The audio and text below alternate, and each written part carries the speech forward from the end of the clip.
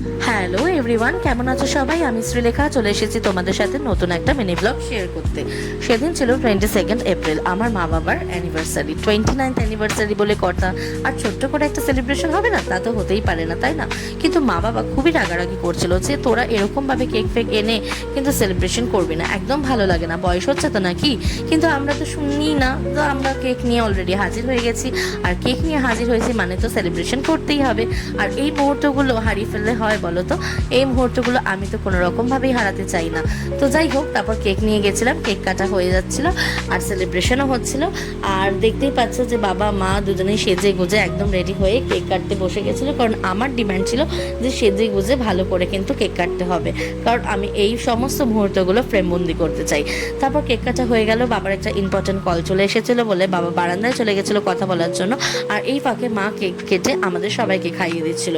আর আমি কেকটা খেয়ে কিন্তু সত্যি আমার এতটা ভালো লাগলো। আমি কিন্তু চকলেট পার্সন, মানে আমার চকলেট পেস্ট্রি বা চকলেট কেকস বেশি ভালো লাগে, কিন্তু স্ট্রবেরি ফ্লেভারের কেকটা কিন্তু দারুণ ছিল। আর যেহেতু মা বাবা দুজনেই চকলেট ফ্লেভার পছন্দ করে না, তাই জন্য স্ট্রবেরি ফ্লেভারটা নিয়ে গেছিলাম, কারণ মায়ের আর বাবার দুজনেরই ফেভারিট হচ্ছে স্ট্রবেরি কেক।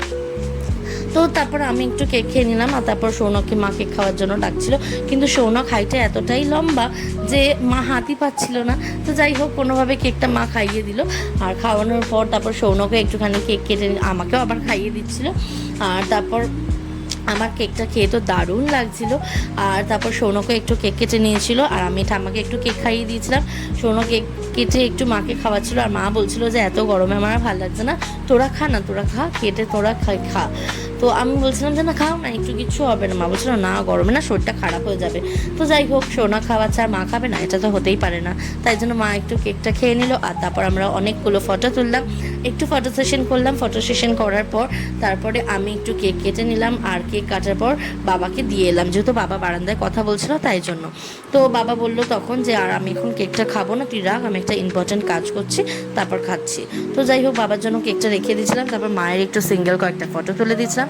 আর তারপর বাবা কেকটা খেয়ে নিয়েছিল। আর মায়ের শাড়িটা দেখছো কি সুন্দর না? আমার খুব ফেভারিট, আমার খুব ভালো লাগছিল। তারপর সৌনকেরও কেক খাওয়া হয়ে গেছিলো, আর বাকি ছিলাম আমি, আমারই কেক খাওয়া হয়নি। আর বাবাও বললো, সৌনক বললো, সবাই বলছিল যে সত্যি কেকের ফ্লেভারটা দারুণ খেতে, আর কেকটাও কিন্তু দারুণ খেতে। তো কারা কারা ক্রিমস থেকে কেক ট্রাই করেছো আর তাদের কেমন লেগেছে অবশ্যই কিন্তু কমেন্ট বক্সে জানাতে ভুলো না। আর আমার ভিডিওগুলো যদি ভালো লেগে থাকে তাহলে please do like, comment, share with your friends, family and closest one. আর আমার একটা ছোট ইউটিউব চ্যানেল আছে শ্রীলেখাদের, প্লিজ সাবস্ক্রাইব করে দিও। Thank you. আর মাও অলরেডি কেক খেতে বসে গেছিলো। আমি জোর করছিলাম যে মা একটু খাও, কিচ্ছু হবে না। আমার ঠিক আছে খাই। তো আমাদের জোড়াজোড়িতে মা একটু কেক খাচ্ছিলো, আর সত্যি কেকের ফ্লেভারটা দারুণ ছিল, আর আমার সত্যিও ভালো লেগেছে, আর মায়েরও খুব ভালো লেগেছে। তো যাই হোক, তোমাদের সাথে দেখা হচ্ছে তোমাদের সাথে অন্য কোনো দিন অন্য কোনো নতুন ভিডিও নিয়ে।